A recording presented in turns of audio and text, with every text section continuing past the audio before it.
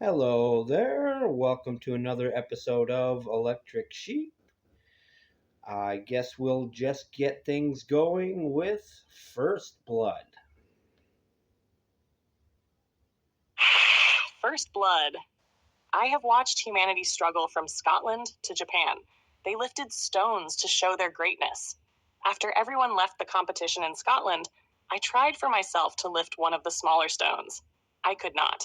And though my people measured humanity based on their potential for warfare, I was quite content watching their tests of physical might.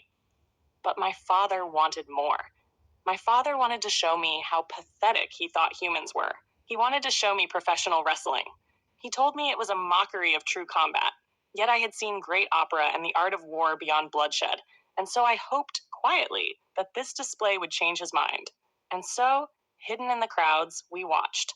The so called King of Men faced his nemesis. And truly, honestly, I saw two old men play fighting in a cage. Around us, all the humans were losing hope for the display. They were ashamed. It was then that my father revealed his strange alien body, casting aside the disguise. He rose, towering, and proclaimed, "Pitiful humans! You know nothing of true combat." But before he could finish, I interrupted.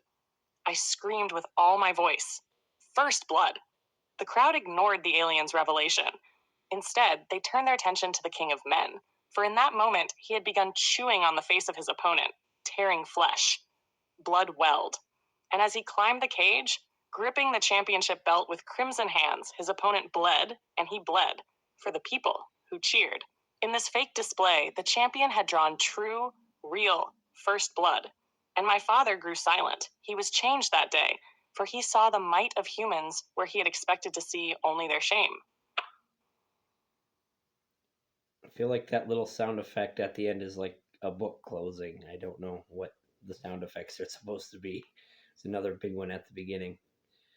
Um, I was a little light on the details about the idea that the narrator is basically watching humanity and their different strongman competitions. I When saying going from Japan to Scotland, I just wanted the comparison to be made that they both had stone lifting competitions, but I should have elaborated more that he got intrigued and continued watching strongman competitions all around the world, maybe throughout history.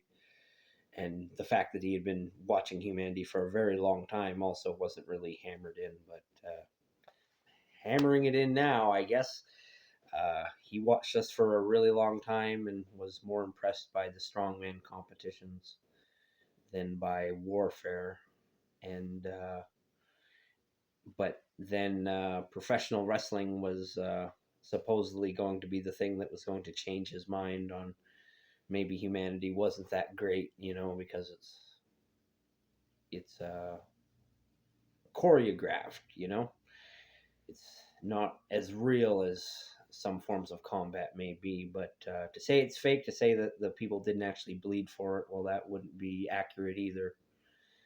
This is also based on the real life fight of the return of Blassie, King of Men. And I don't know who he was fighting, but it was one of his old time nemesis. And basically, they were both too old to be wrestling, and everybody was getting kind of like felt bad for getting them together because the fight was like not all that impressive. But he had to climb the cage to go get the belt, and he could just barely get up the cage. And actually, the bad guy he could have scrambled up there and grabbed it no problem, but he waited for Blassie, and he looked down at him, and he basically was waiting for him to come beat me. For the people, you have to beat me. I'm the bad guy, and I think that's just as well.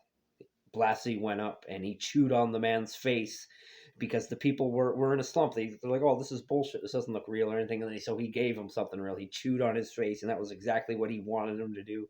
And then he slowly climbed up there and he grabbed that belt. But it was glorious. It wasn't a shameful thing at all. It was the return of the King of Men. I thought it was great, and I didn't see footage of or anything. I just have heard this story retold uh, by various people, a little bit by Blassie himself. I think in some interviews he recounts that a little bit, and it's just a great piece of history there.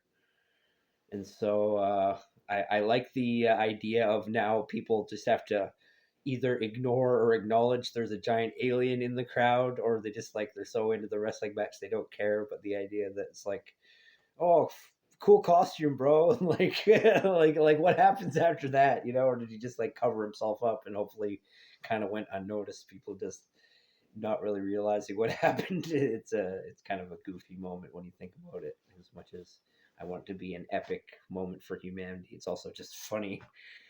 Uh, yeah. So my name is Joseph Arthur Roszell. I want to wish you all the luck in the world, and I want you to remember that I love you. Alrighty. Good luck out there.